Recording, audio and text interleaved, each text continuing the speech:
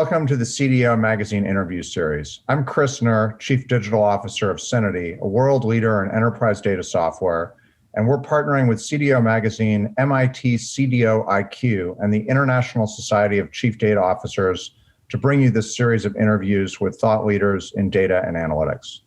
Today, I have the tremendous pleasure of speaking with Ken Dunn, formerly a principal data manager who was directly supporting a number of chief data officers at BP, now managing director of Data Vital, a CDO, MDM, data integration, and data architecture boutique consulting firm. Ken's got a strong background in information technology, spanning over the course of 30 years, broad expertise in data architecture, information management, big data, advanced analytics, and information security.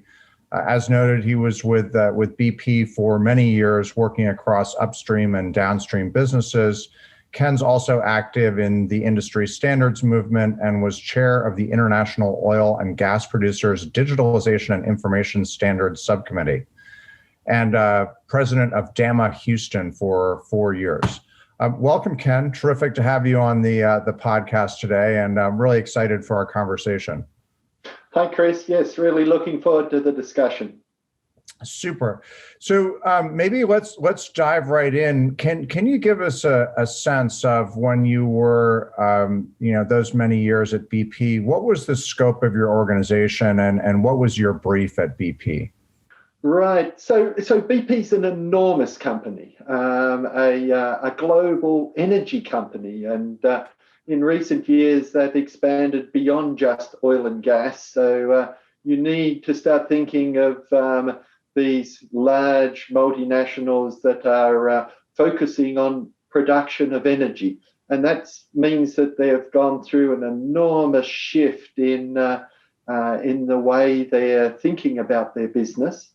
And as a data professional supporting that business, we've gone through a big shift as well in terms of making sure we can still support the evolving business. I started off in data when I was back in the days of data warehousing, and have followed it through the various iterations of data warehousing and data lake and data virtualization, and looking at all the different aspects of data. Perfect. That's very helpful context. Thank you. So. I know we've all heard the tagline "BP Beyond Petroleum." So to your point, a lot of transformation in terms of the thinking and the vision and the strategy, which is very very intriguing. So on top of that transformation that BP was going through anyway, and on top of the fact that energy is a cyclical sector, very capital intensive, enormous companies, to your point, very, very mature strategic business and strategic capital planning processes compared to a lot of industries.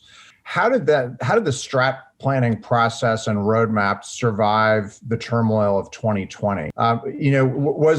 Because it's very interesting from an industry perspective that the high level of maturity, and then sort of these unprecedented black swan events that we don't need to go into in great detail. But were you prepared to catch the pitch that was thrown, if you will? Well, as prepared as any organization, I think the oil industry had three things converge in 2020. There was COVID that everyone had. There was the pressure on the price of oil, and then there was the low carbon future. And the three things came together in 2020 that really accelerated the plans for change, and really made the whole company think about where do you invest? How do you invest? How do you exploit your data? How do you get more value out of that data? And so I think it was more an acceleration of the plans that were in place. And a relentless focus on profitability as well. I mean, I think all companies face that dilemma, but even more so in the oil and gas industry. Yeah, no, that makes sense, absolutely, and it's an interesting perspective on kind of the triple threat that you faced, and obviously the price shock and the demand shock was very significant, and that caused many different industries, and we saw this in our own client base to sort of retrench and have a core focus on profitability, and in some cases, unfortunately, even on remaining solvent and liquid to fund ongoing operations. So just sticking with that theme of the strat planning process, were there, if you think about the connection point of, strat planning, capital planning, how data is used in that process, were there some key learnings, some things that, even with the perfect storm and being probably as well prepared as you could have been, as well as any industry could be, were there some learnings from a strat planning process related to how to best utilize data that were significant? Yeah, so bringing it right back to my area of expertise, and that is data, and the importance of the role of the chief data officer in ensuring that data is on the minds of the executives of the company when they're doing their strategic planning.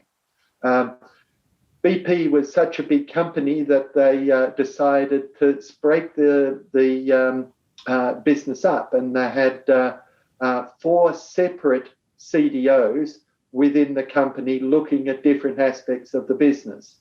And that made a lot of sense because the impact of all the change in 2020 was quite different on our production business and effectively the manufacturing side than it was on the customer side. So if you look at those two separately, on the production side, it was all about efficiency and moving into new areas. And then on the customer side, it was looking at the retail sites and how you evolve a retail site into the new world. So you don't want to just offer the old gas. You also want to offer electric charging, and so the retail site is evolving. And if you think about what's coming in the mobility industry, autonomous vehicles are coming, and then you want your retail site to also move into servicing and maintenance of autonomous vehicles. So it's those two businesses are completely different.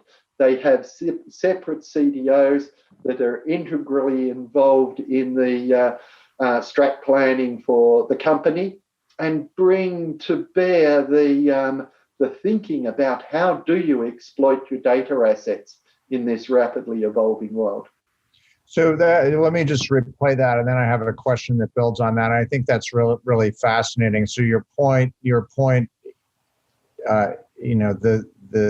the needs are very different according to the business area. So whereas on the retail side, your commercial organization might be kind of leading the charge and thinking about, look, the market's changing. I need to figure out how to bring my data assets to bear in order to drive new commercial value, new offerings, and respond to a change in the market.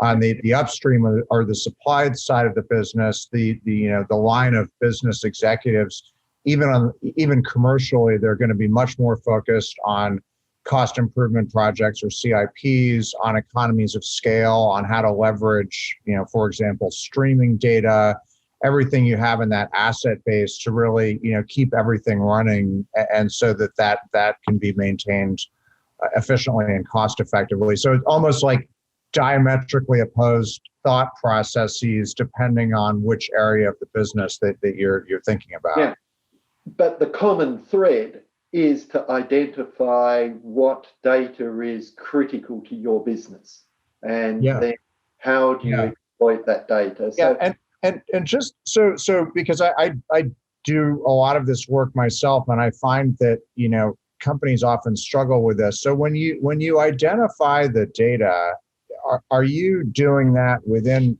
kind of the construct of one of those large business areas or lines of business on kind of a defined value driver scheme or value driver analysis, so that you'll start with something like, pick something germane to oil and gas, like fixed asset utilization, right? Yeah. So that you'll say, look, my macro is fixed asset utilization, and then beneath that, I've got, N number of value drivers, and then those value drivers are physically made up of data which feeds those, so that if my data is poorly governed, my data is a mess, I can't properly feed those metrics, and I can't understand how my subsidiary value drivers are performing, so I can't get to my fixed asset utilization. Is that?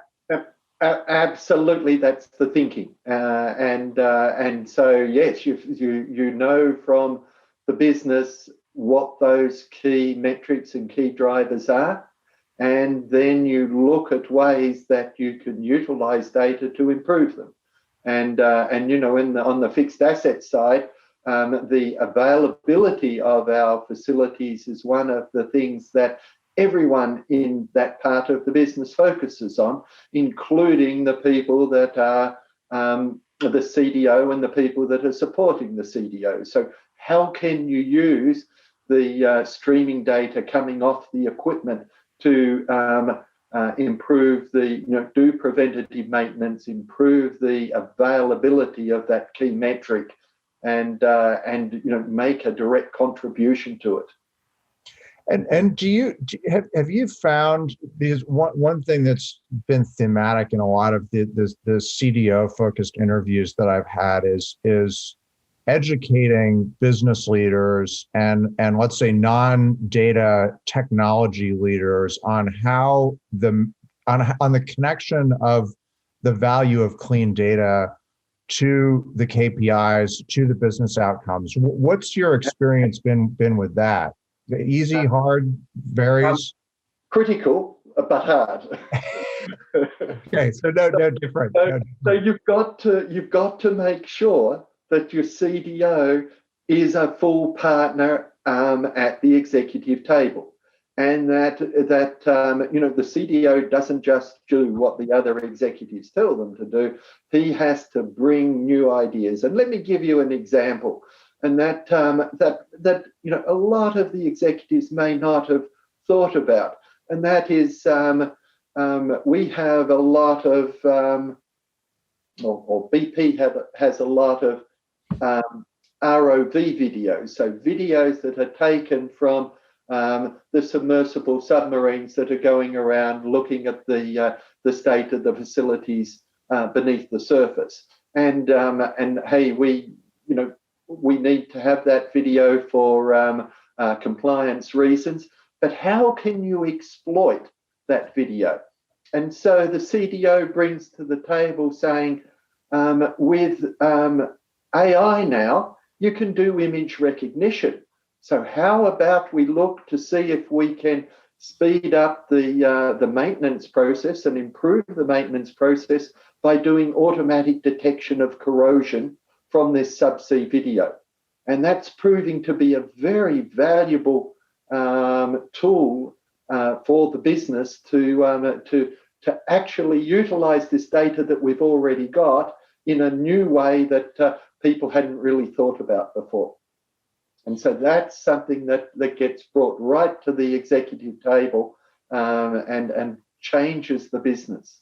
So that's fascinating, and let me drill into that a little bit more. One thing that I noticed in preparing and in your bio, you've done a lot of work around data lakes, around the architecture, the design of data lakes. So I think you partly you gave me a hint what the answer is, but I'd love to hear more about this. So when you think about a data lake strategy, kind of scope, approach, first, maybe just a simple question: what kind of data goes in the data lake? Is it the cool data that you just talked about, those video data objects? Or is it like just transactional data, or is it some combination, and what else? Because I think this is something, although the data lake conversation has matured a lot in the last 5 years. My sense is a lot of companies are really still struggling with, architecture, scope, approach, and then we'll come back to, the value, which is where we started this thread of the conversation. Yeah. So where to start? Yeah. It was a 10-part question. The world has evolved beyond a physical construct called a data lake, and it's about time too. I mean, the amount of data that any business has these days is so enormous, you're never going to put it in one physical store. What you need to be able to do is to know the data that you've got and know how to access it and how to integrate it. So no, we don't move all the data, all the video data out of the video store that it's in into the data lake. What we do is we make sure that it's appropriately tagged so that you can get to it, and then and appropriately stored in the video store in such a way that you can do AI analysis of it. And I think that this new concept of a data fabric, a virtual data lake, I think that has a lot of potential to really bring in all these new types of data, or make new types of data available for analysis. And that is a critical part of this whole driving value out of your data assets. So I'm with you. Focus on the fundamentals. You obviously still have to get the fundamentals right, but do it in such a way that you can incrementally expand it into different types of data. Yeah, no, that completely makes sense, and I agree. For the record, I mean the emerging best practice is that they're data lakes, not data oceans where you just dump everything. I think what I sometimes jokingly call like the Soviet style of data lake or master data management, where you bring everything together and manage it centrally, is not that hasn't worked very well in practice. And what I'm seeing is kind of more of a focus, to your point, on enlightened decentralization, so that you have something more like an agent-based architecture, you have the appropriate tagging and so on, so that you're not physically replicating data unless you need to. And certainly the technical, IPOS tools and so on have greatly enabled that.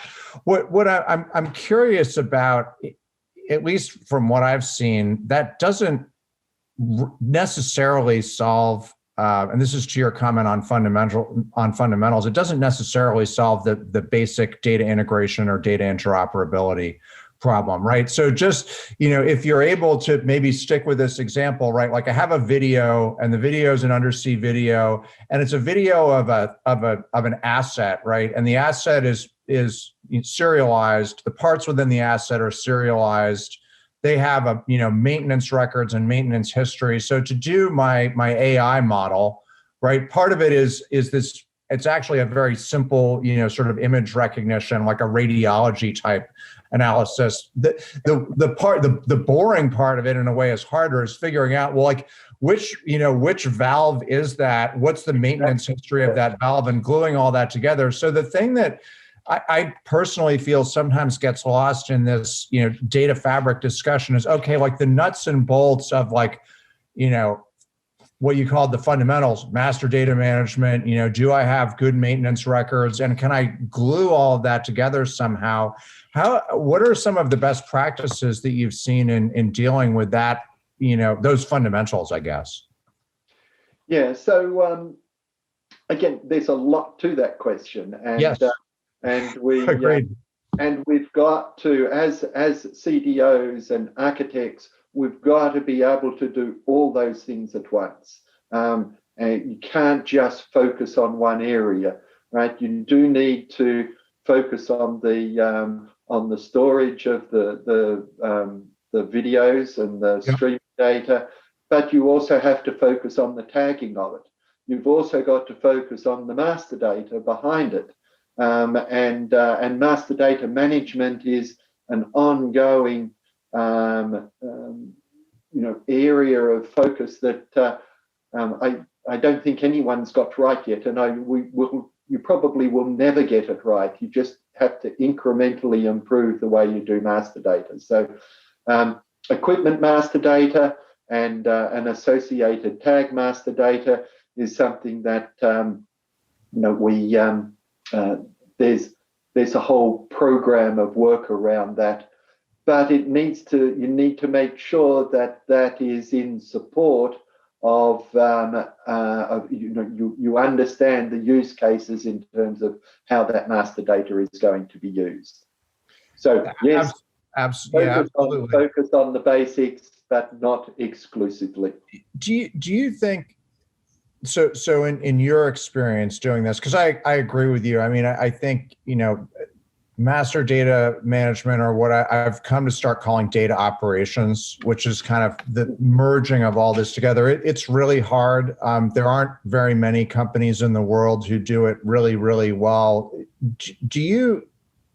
Is there kind of a, if you were to describe whether you think in the kind of classic triad, is it more people and organization? Is it more process, or is it more technology, or is it a combination of all three, where you've seen it work poorly and where you've seen it work well?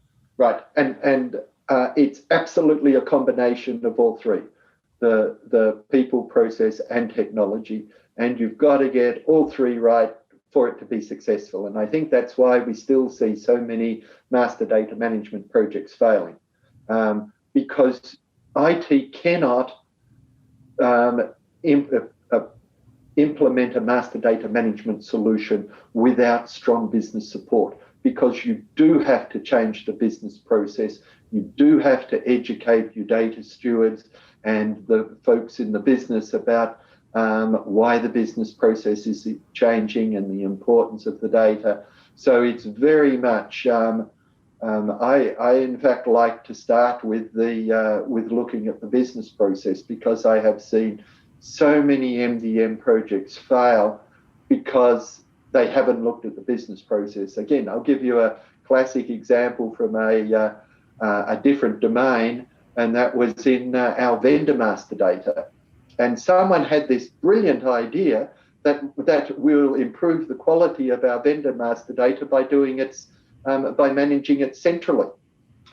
Guess what? The central guys had no clue what the right value was. So they had to go back to the regional folks. BP operates in about 60 different countries.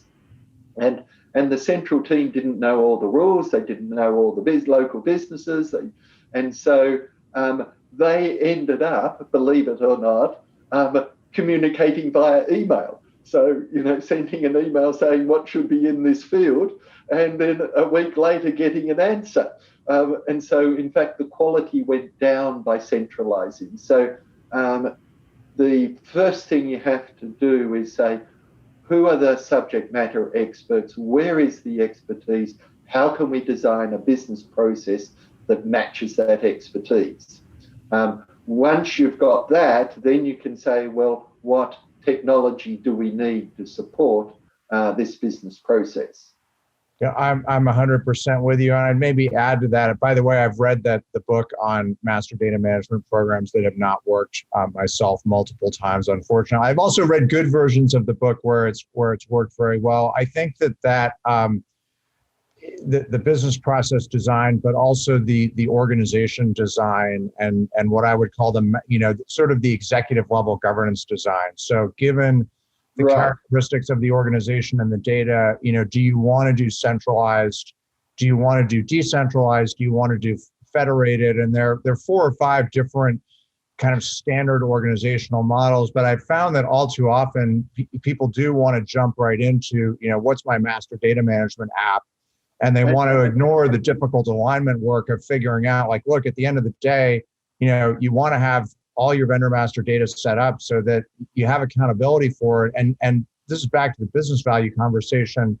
There's some financial or customer or innovation or quality value that's being adduced to having that data, better, faster, more efficiently, that it's not just for the sake of data quality, which is, I think, another mistake that people make in doing these programs, is to try to do it just on, evangelical data quality as opposed to data quality to do, X or Y business outcome. Yep. And I think we sometimes, as professionals in the field, get hung up on words like data governance and master data management. But you have to keep going back to, well, what is the fundamental thing that you want? And that is, what you need to be successful is you've got to have someone in the business that is prepared to take accountability for the decisions. So yeah. Whose decision was it that you should centralize the master data? And I must admit, everyone ducked for cover when we started asking that question. So that's why it's so important up front to get your governance right, to say who is going to be accountable for the decisions that this program takes. Yeah, sometimes people want to centralize it until they find out that they have to do all the work and that the work is very complicated, and then they find that they've got buyer's remorse on a centralization program. Right. So I think that thought process is very important. Well, let me wrap up, Ken, if I can, with one question. So something that really intrigued me when I was preparing for our discussion and then in talking to you is you've got a deep technical background, and the majority of your career was spent in technical disciplines, but yet you've got this clarity that I love on connecting technology strategy to business value. That, in my view, is often, it's not terribly common among senior folks who've gone down a very deep technical track. So what was the magic that happened at some point in your career that was sort of the spark of, like, no, it isn't just bits and bytes, it's bits and bytes that add up to customer value or financial value? I think it was a couple of the projects that we did that were technically successful, and that the business said, well, so what? Because we hadn't sold the value of the work that we were doing. And again, let me give you another example from a few years ago now that is the opposite of that. And that is, we were doing a data quality program, and we were looking at the quality of the pipeline data.